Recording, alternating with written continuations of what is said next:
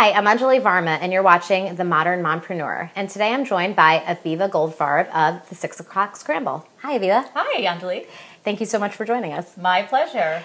Aviva is one of those amazing mompreneurs that had an aha moment as a mom and has turned it into an amazing business. Aviva, can you tell us a little bit about the 6 O'Clock Scramble? Yeah, so the 6 O'Clock Scramble is probably something that we're all familiar with. It's that time of day when you walk in the door around 6 o'clock after work or carpools, and you open up the refrigerator and you say, what the heck am I going to make for dinner? But so what I've done is I've created a solution to try to unscramble dinner time by giving people a plan for the week of what to make for dinner and a grocery list and lots of other helpful tips so that they can shop once a week and get everything they need for a week of meals and avoid that moment of dread. So we are going to chat a little bit about how to avoid that 6 o'clock scramble. What are some of your tips on getting dinner on the table? Okay, so my biggest tip is to, even if you've never done it before and you think it's not for you, try planning a few meals in advance. So instead of just deciding every day, flying by the seat of your pants, what you're going to make for dinner, try to think out 2 or 3 days, if not 5 days, if that's just too much for you, and make a grocery list and shop with a list so that way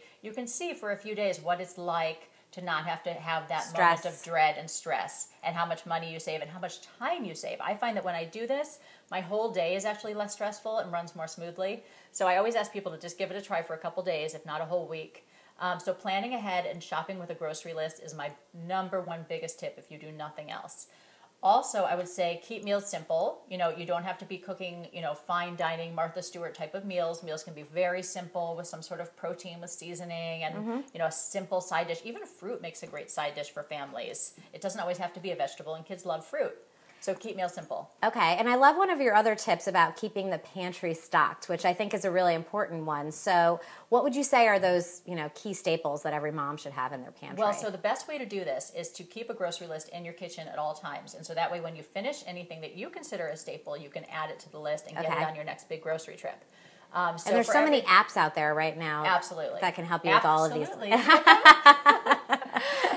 So for me, I know if I have eggs and I have tortillas, and I have some shredded cheddar cheese, and maybe some baby spinach, I know I can pull together a meal.